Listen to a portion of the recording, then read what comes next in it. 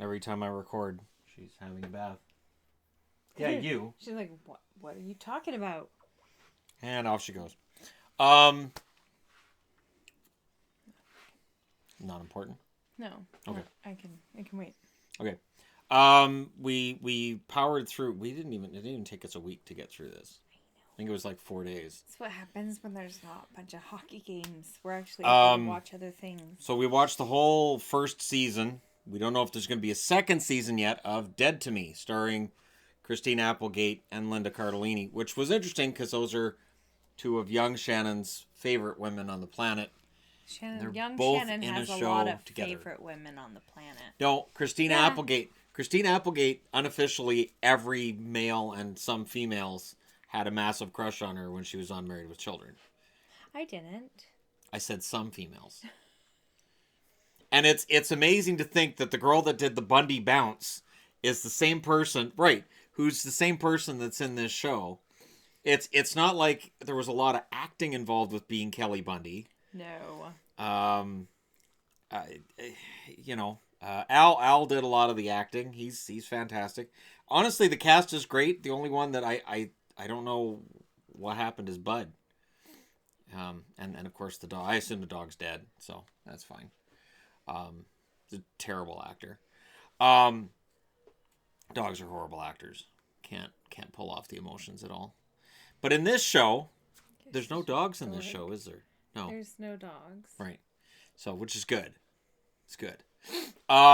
So if you haven't seen it, I highly recommend it. I would think you'd recommend it as well. Yeah. Fun show. It is, how do we describe this? It's not family friendly though. It's absolutely not family friendly. It's listed as a comedy. I wouldn't call it a comedy though. The first few episodes, there's funny there's parts dark to it. comedy to it. There are parts you will laugh in every episode, though not necessarily appropriately. No. There are moments where you'll laugh and go, "Oh boy, I can't believe I'm laughing that they just said that." But there's the one moment in a later episode where, and because we're in non-spoiler territory, where the one character says something and she goes, you can't say that, and he goes, well, it's not racist, and she says, well, it is when you say it. Right, yes. And which was just absolutely fantastic, and the acting in this was just absolutely awesome, and I'm really hoping we get a season 2, because really when you get to the end of season 1, you're like, okay, what's next? See, and to me, I think it'd be fine with just one season. It is ended in a way that you could. Good. You can kind of extrapolate where it would go from there. Right, and sometimes these shows that are similar to this, they decide that does really well. Oh, yeah, Broadchurch. That comes to mind first. Pretty Little Liars. Yes. Yeah, so shows like this, they're like, it did really well. People really liked it. Let's make some more. And it just goes... This is true. So sometimes they should not make more seasons because it's good. You don't have to make more. And this is one you don't have to make more. It ends and you're like, that's a nice ending. That ended well. I mean, they can continue from there. I don't think it's necessary. Well, it wraps things up. Okay. So, that being There's said... not stuff left over that you're just like, oh my gosh, what are they going to do there? If you haven't seen it, we recommend it. It's on Netflix. So we powered through the whole season, and we greatly enjoyed it. Now we're going to get into spoiler territory. So, fair warning, spoilers, all that wonderful stuff. And if you've seen it, of course, you don't have to worry about spoilers. You're like, I don't think I'm going to enjoy it. You probably will. I really think this show will appeal to a lot of people. So, last warning, and spoilers. All right, so... I have to say that I think my favorite part of this show is how you really don't know what's coming next. You really don't. I mean, we were both guessing like the whole and I was way wrong. along. I was wrong. I guessed right on several things. Because when Judy comes in, I'm like, okay, she's crazy, which she really isn't. No. Once you get to the end of this season, you're like, oh, what a sad girl she is. She's not crazy. She has been kind of manipulated. Trampled. She's been trampled. And they don't really get into in this either And this is kind of why I'd like to see a season 2. They don't really get into her family. No. You get into Christine Applegate's character's family. You get into Jen's family a little bit. But you get into Ted's family a lot. Well, his mother. Yeah. So what I like about it too is that it gives you hints along the way. But what happened, you don't really know until the last episode what happened. Right up to the fact that she said Ted was going out for a run, and he wasn't. Right. And she knew he didn't go out for a run. Why would... Because she was blaming herself. But why would you not tell the cops what happened? Because she blamed herself. But she couldn't have been implicated as having run him over. No, but she blamed herself. And so saying that he went out for a run, it's not necessarily telling the police. She's just in her head, it's not my fault. He was out there, it was the driver. So she kept blaming the driver. And as the story goes along, she starts blaming herself because I yelled at him. I told him I didn't want to see him again. He was out because we fought, so it was my fault. But when she's saying he went out for a run, then she could put that blame elsewhere and not on herself. I thought it was the best acting I've ever seen from Christina Applegate. Try not to say Aguilera. Be easy to accidentally say one instead of the other. And from Linda Cardellini, who was in Freaks and Geeks. That was where I loved her from, was Freaks and Geeks. She was the older sister to the character on the show that reminded me a lot of myself. On that show, I was more of the geek than the freak. So that worked for me, that the geeks were all the young guys on that show. You know, this was a fantastic role for her because her character goes through more changes than any other. Christine Applegate at the start of the series, angry, swearing a lot. The end of this series, still angry, swearing a lot. Just changes who she's swearing at and why. Yeah. But she's still angry and swearing a lot. And I have to say, I now have to put Christina Applegate on the list of people who, when they swear, it's really funny. Like, we're up there with John Goodman, Joe Pesci, Jennifer Carpenter, who was in Dexter. She was Deb on Dexter, and when she swore, it was absolutely hilarious. And for all the inappropriate reasons. But in this show, it is really funny.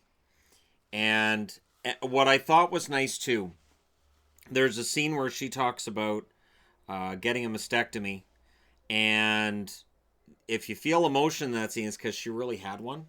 She had the double mastectomy. I believe she's had implants then, but she did have a double mastectomy due to breast cancer. So in the scene where she's crying, like, that's real. That's not just acting. That's her remembering what she went through. Like, that was as visceral and as real as it gets. And you get the feeling that the two leads in this show, they really like each other. They did actually I seem think, like they're friends. Yeah. Yes. And there's little things like, for instance, like when she comes out and Jen's under the blanket, and then she takes the blanket and pulls it over her knees a little bit because she's cold too. Mm-hmm. And I thought, these are the nice little touches that you can see in a show that you would do with a real friend. Yeah. That doesn't look scripted. And there were a lot of those little moments where they would, while they were talking to each other, they'd have little moments, and I think that probably wasn't in the script. I definitely had the feeling that they were given more free reign to kind of go wherever they wanted with the scene, just follow your lines and then could be react off of one another. Really, really, really good show. I really, really liked it a lot. Cats open that door. Yes. All right, sorry, the music got kind of loud, so we had to deal with it. The upstairs music got kind of loud. Yeah, yeah. Adelaide likes watching music videos. Yes, she does. So, through 10 episodes, and this comes back to something that I complained about with Flash, so I'm going to revisit it here. A lot of TV shows that you see on network TV have between 22 and 24 episodes, and you have those ones in the middle that feel like they don't do anything. This is just to kill time. Yeah, we have to make some more episodes. All right, we're gonna kill time. Here's a backflash to something else, and here's an offshoot that happened with these characters for no reason. Oh, and 3 weeks from now we'll come back to the main storyline, so you see what happens there. What I like with Netflix and with like a 10-episode series like this, and each Canadian one's half an hour. Shows. Yeah, but I think some Canadian shows have more than Do they? than 10. Well, I've seen 12. It feels like, I don't Most know. have I'm thinking, 12. I think Schitt's Creek has more. Maybe. I don't know. Anyways, but the huge seasons of 22, 24, and it gets bloated. This doesn't have that. There's no episode in this that feels like there's something forced or like they're just killing time. It reveals part of the character's nature in each episode, and you go from going, holy crap, Judy's going to try to kill everybody, to realizing she's honestly feeling horrible for what happened. Mm-hmm.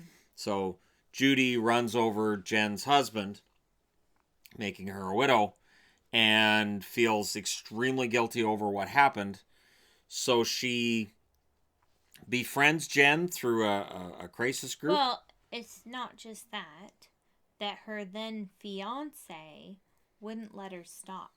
And Well, wouldn't no, let her but you go don't find that out right turn away. him in. No. What you know is that she befriends her, and they become very good friends and very close.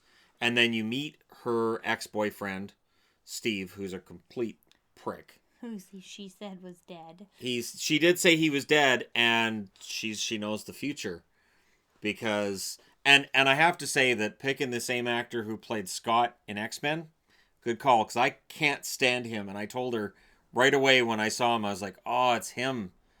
Oh, I can't stand this guy. He's such a whine. And I know it's not him. I know it's the characters he gets, but he always plays the whiniest characters. Drives me insane. The X-Men movies, I was like, I want Scott to die. And then when he died, it was off screen, and I felt like I was cheated. I felt cheated. I'm like, are you kidding me?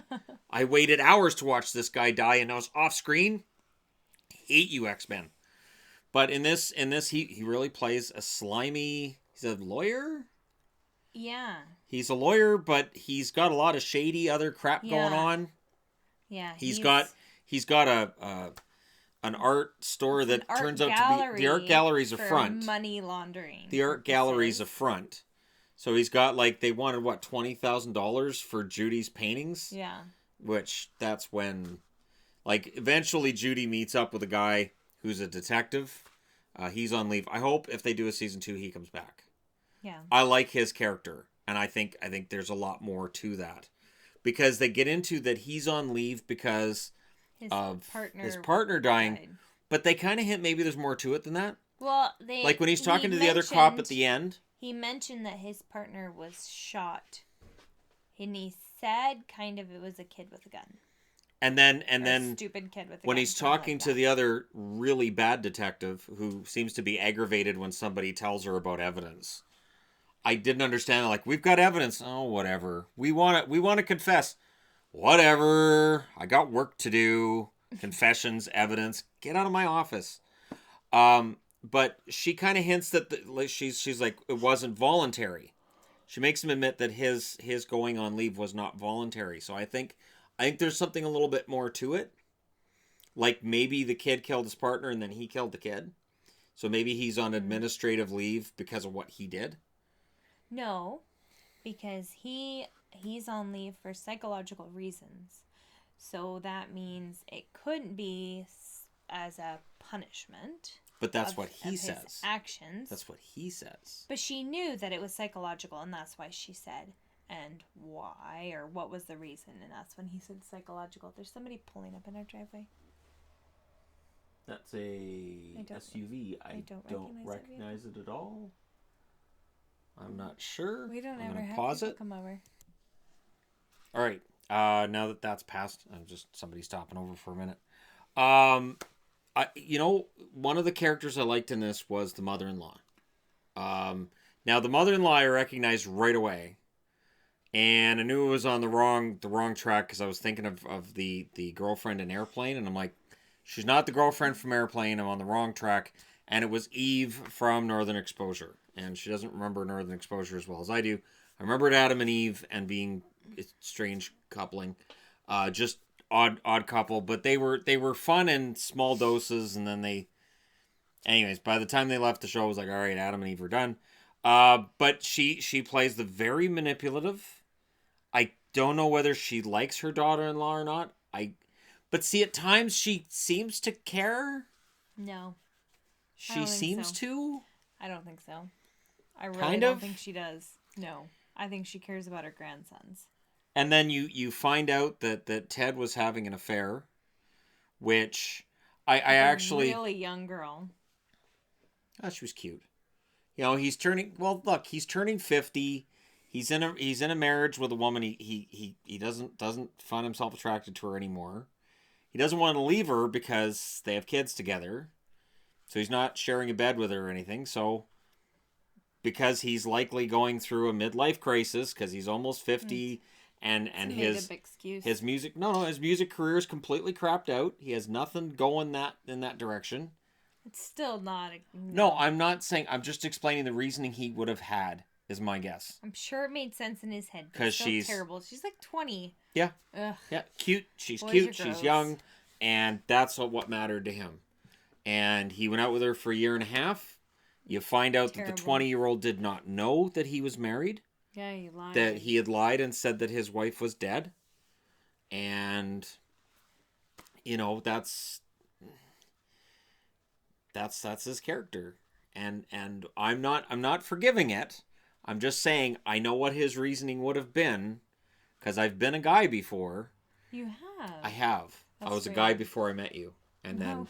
we just shuffled that away and made a few snips here and a few changes there, and No. that's all gone now.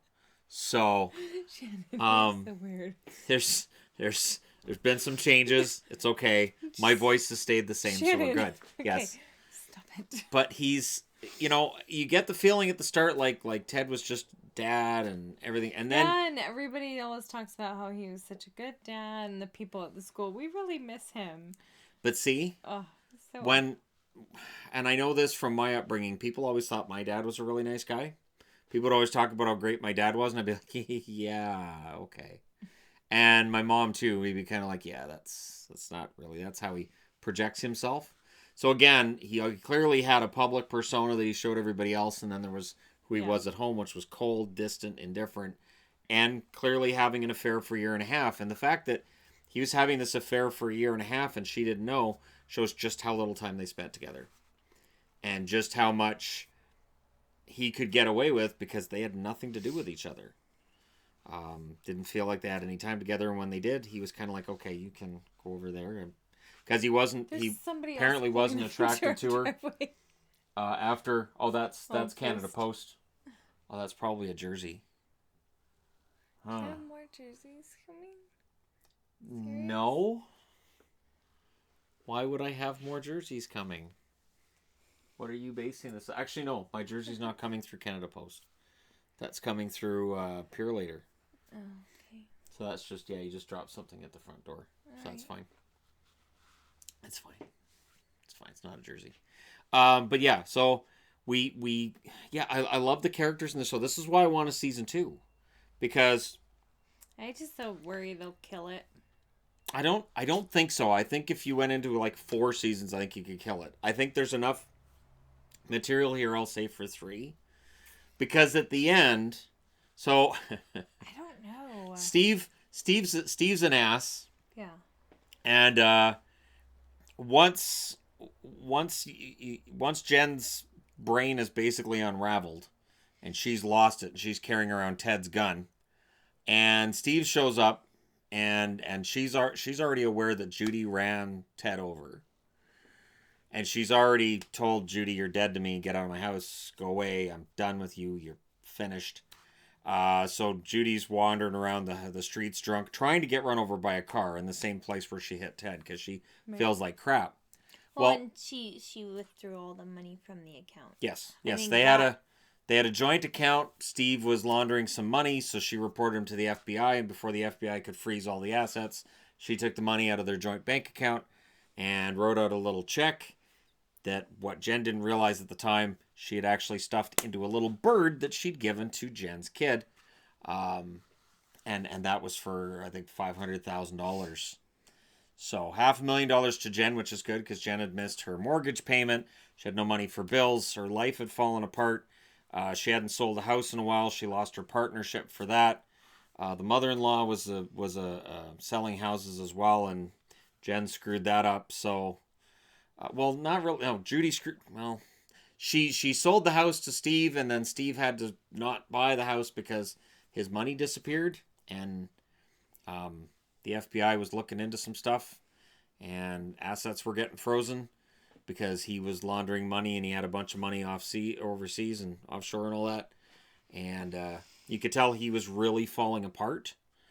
So he shows up at Jen's place, and when he hears that Jen knows that Judy ran Ted over, he doesn't react. He's sort of like, "Oh, she told you," which tells Jen, "You were there. Yeah. You were in the car."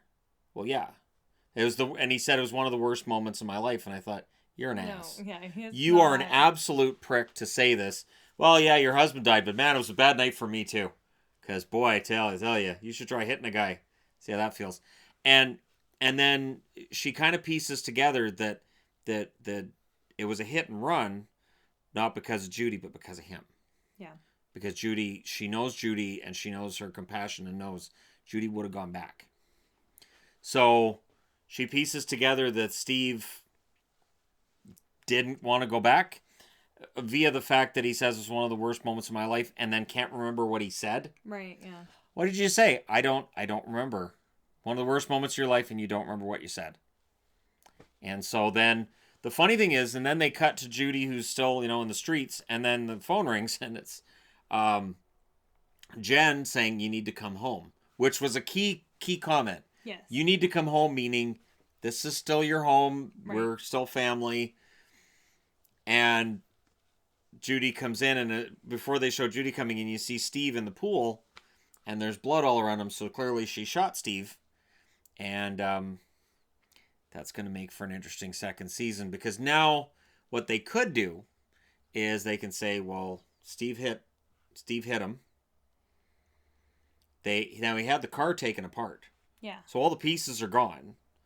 I don't know that they could do forensic testing, track the parts, and put them all back together. He had it in like a U-Haul, so they'd be able to find out. But would he have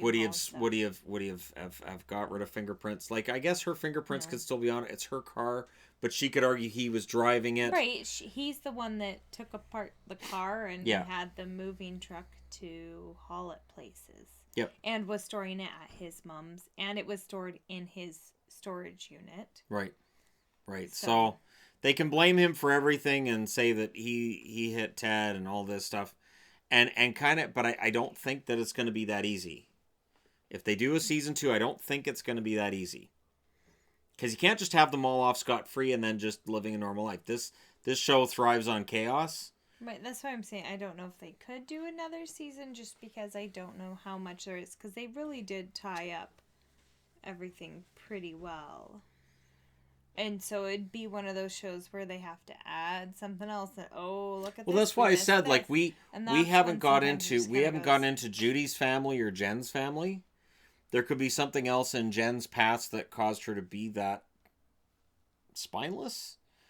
The fact she kept going back to Steve, the fact that he kept manipulating her, and I think one of the, because she's a woman, guys get manipulated that way too, though.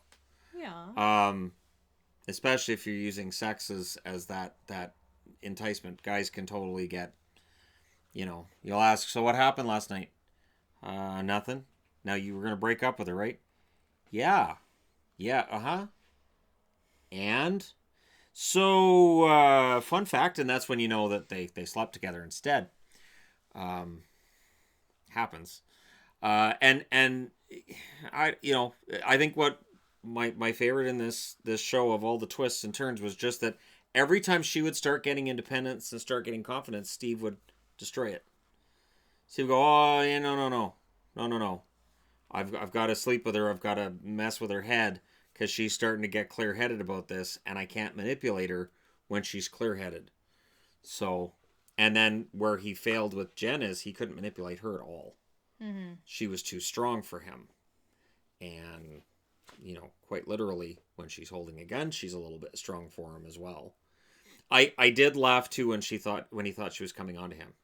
That was one of the best moments in the show, was that he's like, oh, I would be lying if I said I wasn't thinking about it. And you could tell, like, Okay, he thinks she's talking about selling a house, and he thinks she's talking about sex.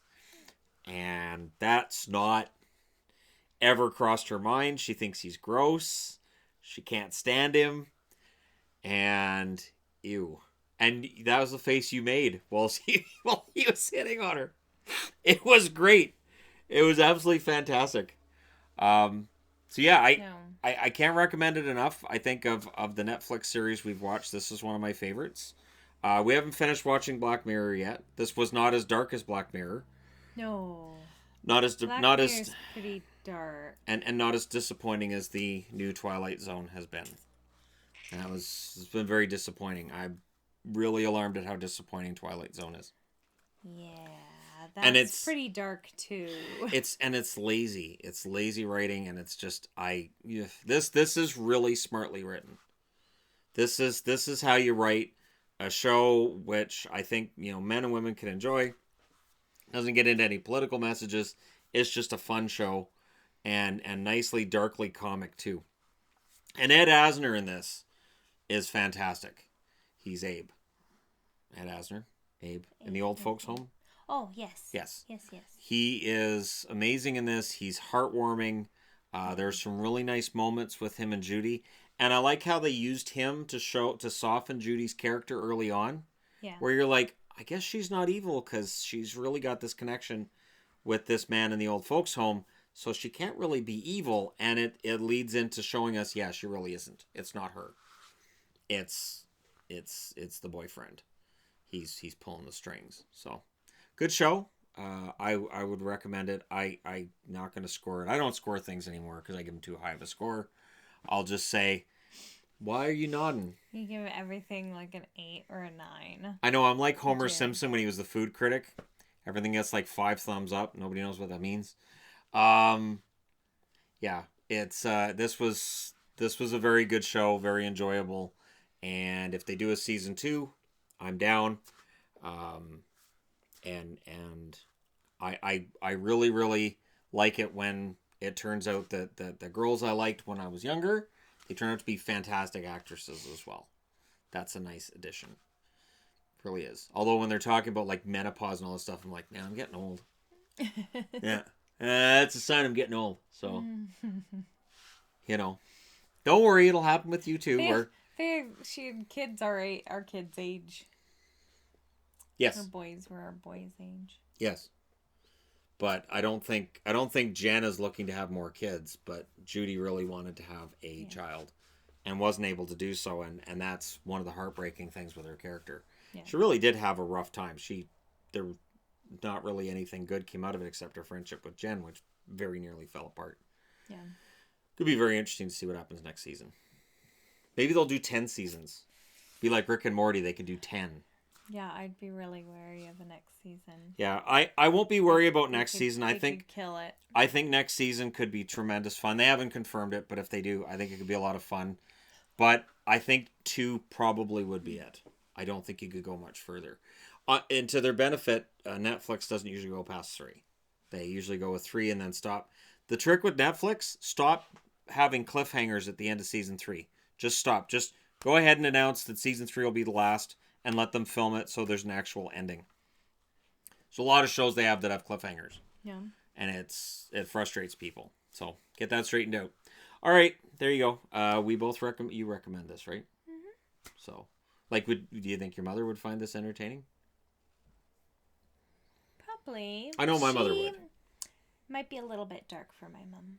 I think my mother would get a kick out of this. I'm sure she would like parts of it, but it's a little bit darker than what my mom usually watches. I think My mom prefers older shows. it's darker than my mom would normally go with, but some of the way that Christina Applegate talks in this show almost did it. Who? Almost. Christina Applegate talks in this movie. Her character, some of that I could see my mother saying some of those things. My mother could be very inappropriate at times with people, and to be like, "Oh, Mom, you probably shouldn't have said that." But and so in this show you kind of get that, and the dynamic between her and the kids in this show is really really well done. I thought it was really well done, and I really enjoyed the other real estate agent too. I'd like to. He could have his own show. He would be very entertaining to have his own show, just him showing houses and just his flamboyant nature and all of that. He was very entertaining. So there you go. If you've watched it, let me know what you guys thought in the comment section below. And if you haven't, watch it. Don't forget to hit like and subscribe if you're browsing your way through. You just happened upon this video. And hey, thank you guys so much for watching. I'll talk to you again soon.